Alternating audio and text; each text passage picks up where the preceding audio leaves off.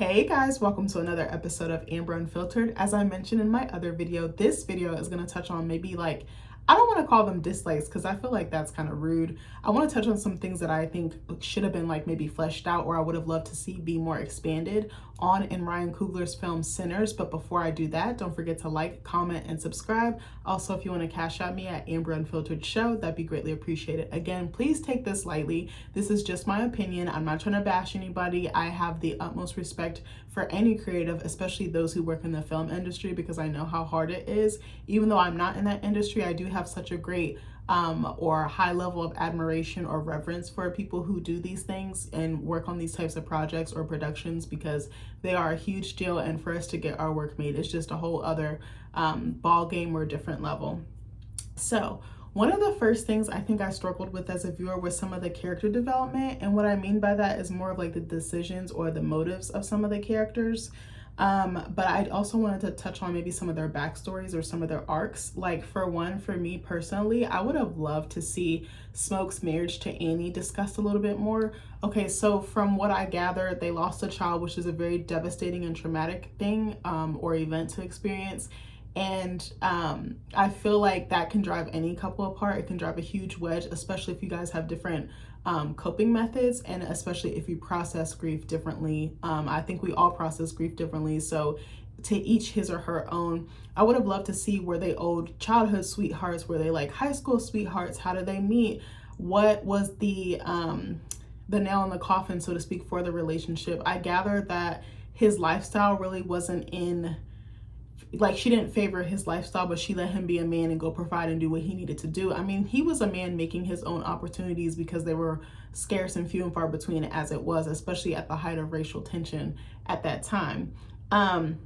Also, you have to think about the Great Depression, the Great Migration. You have to kind of make your own opportunities. And I think that's why a lot of Black people at that time and even now are entrepreneurs, because we don't have the same opportunities as our counterparts. So we just kind of take matters into our own hands. But I would have loved to see some more information on that. I would have loved to see why she still had a soft spot for him after all that time. 7 years is a long time to be away from someone. So it seems I wonder if they have such a strong connection that even time can't really keep them apart.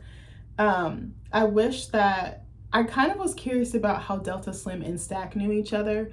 Now, I knew it was kind of from the street life and the gambling and doing kind of the illegal activities, which I'm hey, to each his or her own. But I'm how did you guys come across each other, and I think what I love about Stack, as I said in my other video, is he's very I don't even want to call him opportunistic, but he strikes while the iron is hot. So I guess you could call him that, but I feel opportunistic has such a negative connotation. But in this case, I feel it worked to his favor or his benefit.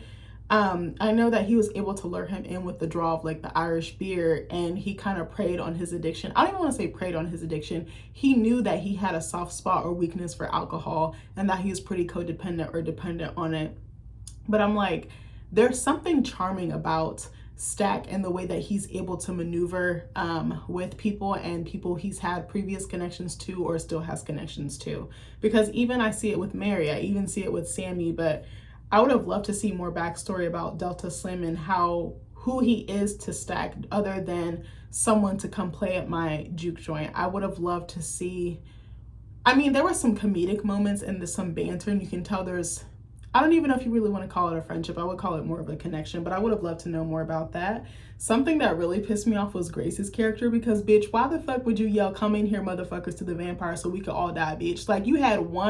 You had one job, and that was to stay awake till sunrise and fend off the vampires. And bitch, you fucked it up for everybody. She pissed me off so bad. I knew she was in a bind and she was trying to save her daughter from being turned and from meeting such a horrific fate. But I hate that she kind of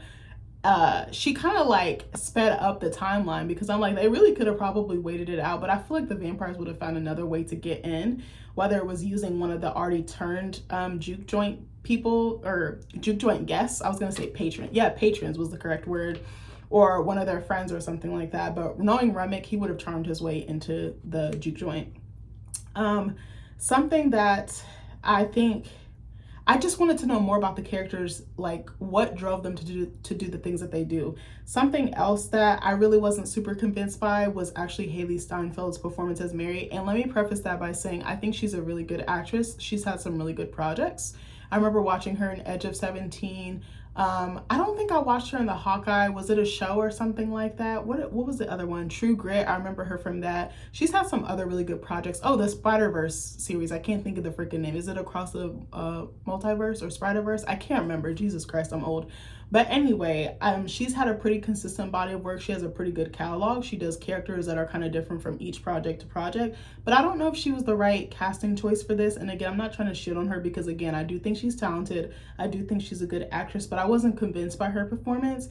I wish that there was a little bit more chemistry between her and Stack. I think it existed, but it was a lot of talking, her explaining their story. And I wish they would have showed maybe like flashbacks. I think that would have like drove their love story a little bit more into, like, it would have what am I trying to say? It would have really like intensified or solidified their connection, I think, for me, because her just talking about everything, like, my mom helped raise you, she helped birth you, so obviously they have a long-standing relationship. They've been like childhood or high school or grown sweethearts. You know, it didn't really make sense. It was just a lot of her talking and saying, like, you owe me an explanation, you owe me closure. But it's like, you're already married to someone else. Like, Stack ain't on that type of time. He's really thinking about both of your guys' safety. You know, it wasn't safe at that time for an interracial couple to exist. He could have died and she could have died, and by letting her go, that was the most powerful thing he could have done, and that was the safest option for both of them.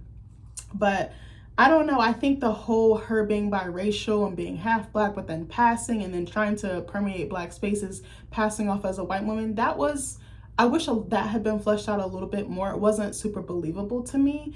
And I think because I know her true or her heritage in real life, that it kind of was conflicting for me. And I was like, I wish we had maybe gotten a Black actress or maybe a mixed Black actress just to make it a little bit more authentic.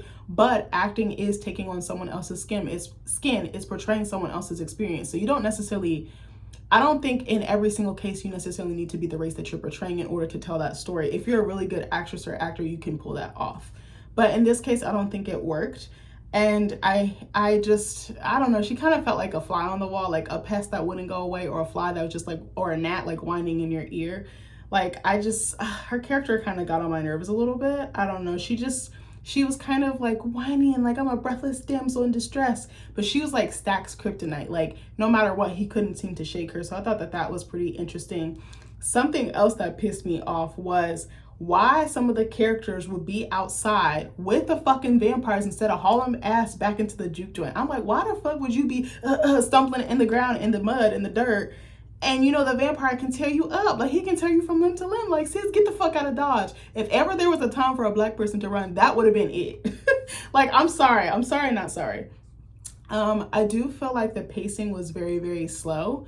Also, let me back up. I somewhat understood, but I also didn't understand why Delta Slim sacrificed himself. I know he was trying to give Sammy and the rest of the gang that was still alive and not turn into vampires a chance at survival, but I guess he had made peace with his demons and he had made peace with the type of lifestyle that he was living. But I was like, I feel like he was a character that was worth saving, but I guess if he hadn't made that sacrifice, then the other characters wouldn't have lived, or escaped unscathed. So I guess it's kind of damned if you do, damned if you don't. But I actually really like Delta Slim's character. He kind of reminded me of like the cool older like uncle or grandpa or something like that. Like, he was a strong father figure and he was a strong friend figure. I feel like even though he had his demons and personal issues that he was going through.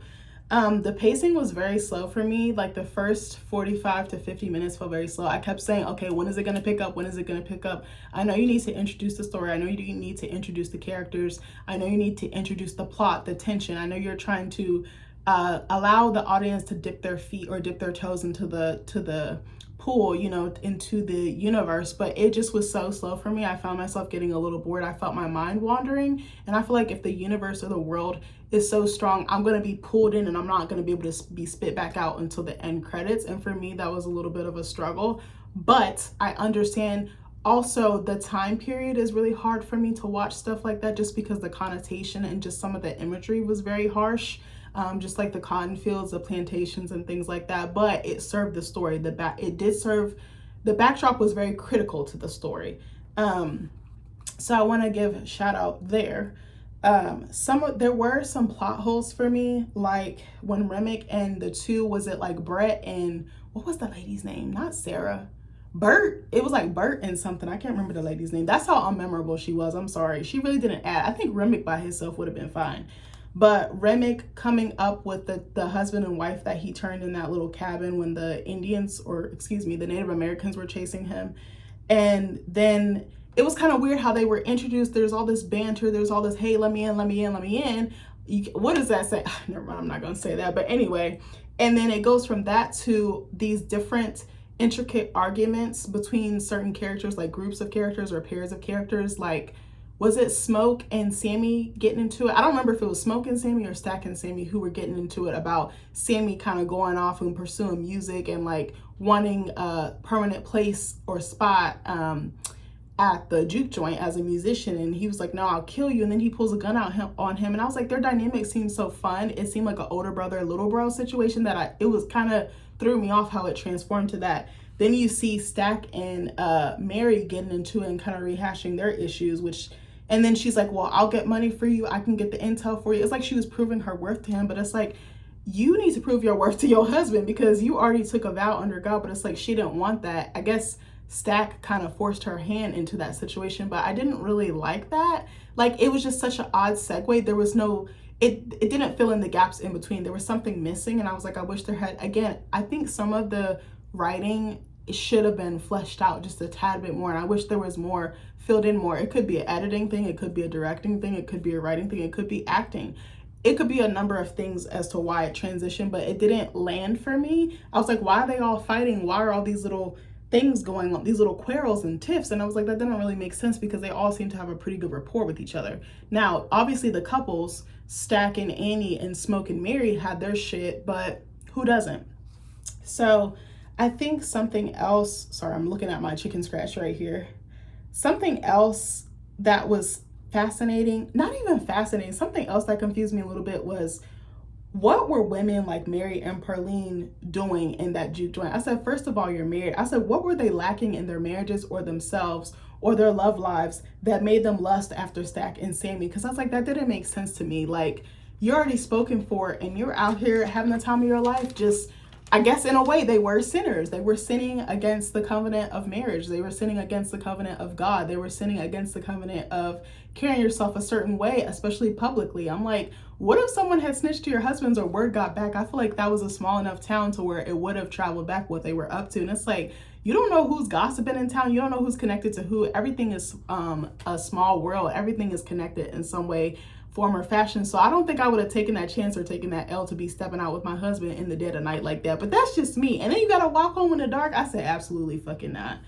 But anyway, that was some of my dislikes. I think also the like fight scene with the vampires, it wasn't, I wanted more action. I wanted more, I mean, it was pretty action packed, but I think maybe the pacing or the choreography was just not, it was not landing for me. Also, when Remick yanks Sammy up in the water and there's like almost like a baptism like type scene, my husband he made a good point. He was like, wow, remember when Remick was being chased by the Native Americans to Bert and them's cabin? And he was like, there was a bit of sun and Remick was burnt. But then when the sun came up when he was in that pond or lake with Sammy, nothing happened to him. And I was like, oh yeah, like, or it didn't take as long. Like, we know that Remick is more powerful and he's almost like a warlock kind of like a warlock. He's kind of like in that realm of power. So it hits him differently, but I just felt like it was taking too long. Like, I hate when villains have these long ass monologues and like tell you all their plans. And something else my husband said was, it just felt too long. I was like, if you're going to slice Sammy up, if you're going to turn him, then turn him. Like, I need you to do that like ASAP. I need you to do that like yesterday. Something else my husband brought up was the fact that we didn't really know what Remick's motives were. We knew he wanted Sammy's music. We knew he wanted his gift, but we didn't exactly know why. Like, we got a gist of it, but I don't think we really knew why he was a villain and why he was such an antagonist. Like, yes, Remick was greedy. Yes, he was trying to steal a talent or a gift, God-given at that, from a Black person, but it didn't really make sense. And I don't know, I would have loved to see, I think it actually would have been better if Stack had like ganged up on him and like put the paws on him. Like, I don't know, just something a little bit different. Like make a huge battle. Like, I don't really know. But anyway, I'm trying to think, is there anything else? I don't know. There were some other things. Those are the only things that really come to mind. Again, I have my likes, my dislikes, the things that I really like. Or I just said that, excuse me. I have things that I liked. I have things that I was like, okay, could you have done better in this area? I think I would have preferred a little bit more lighting in this. Like, I think they used the real time location, but I would have loved to see a little bit more darkness. I think I would have actually liked to see some more blues, some more reds. And I probably need to watch this movie again. This is my first time watching it. I don't have any intentions of watching it a second time, but maybe in the future I might change my mind. You never know. I mean, I changed my mind about watching it. Everyone kept getting on me about watching it, and low-key I had a little bit of FOMO. So I was like, all right, I'm gonna give it a chance. I'm gonna give it a shot. Hit me with your best shot. I'm sorry, I'm so random. But anyway, those, I think, are those my final thoughts? Are those my final thoughts? Also, I didn't like Grace's husband. He was raggedy for real. He was like, come on outside, baby. I'm like, you don't see cornbread tearing up old boy's neck. I was like, you just totally bypassed that. Like, I think if I knew more of the characters' motivations, that would have been great. I think also I wish that we had a little bit more time with the characters. Like, this movie was roughly about 2 hours and 17 minutes. I think it could have stood to be like maybe another 30 minutes longer, maybe even 3 hours. I'm like, bitch, we watched Avatar and that was 3 hours, three and a half hours. If the story is good, I don't care about the length of time unless it's trash. But like, I think if we had more times to sit with the characters, I think we just jumped into it. I even felt like I knew some of Sammy's motivations. He wanted to be a musician. He wanted to follow the thing that was inside of him, his calling, his passion. He wanted freedom from like social convention and like what his parents expected of him. You know, he's a preacher boy. So there's like this stigma that you have to live your life a certain way. You have to live it in a clean, like Christian or God-like way. And I know he wanted to get away from that. He wanted to be free to do the thing that he really wanted to do. And you know, he probably wanted to strike it rich because, you know, he was living like literally in a fucking shack with a whole bunch of other kids, like siblings. So I kind of got that. But I don't know. I didn't really connect with Sammy's character, and I'm not sure why. I know that this was Miles Caton's, was it his debut movie role, I believe? So I'm going to give him grace there. But it wasn't landing for me. But I was like, okay, I see what they were trying to do. And I have no choice but to respect it. That's all I can really say. But anyway, I'm trying to think, is there anything else?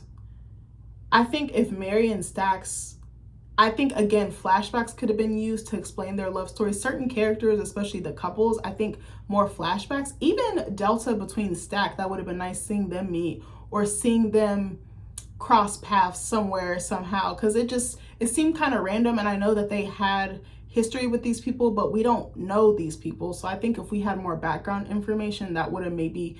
Like, I really didn't have, outside of Stack and maybe Annie and Pearline, like, I didn't get enough of them. I actually was like drooling, like salivating. Like, I wanted more of these Black women. I wanted more of their lives. I wanted to know more of their story, where they were going, where they came from, like why they chose to love these men, why they chose to shack up with these men. What were they looking for? Because I feel like everybody was looking for something at the juke joint. I think they just wanted a place to let their hair down, and then someone came in, an outsider came in and fucked their whole shit up. But anyways, let me know what you guys think about this video. Again, I'm not trying to bash Ryan Coogler or anybody on his team, because I do think that they were very brave in stepping out on such a fresh idea and not going with like something that already had source material or something that was already existing. But anyways, I love you guys, and I'll see you in the next video. Bye.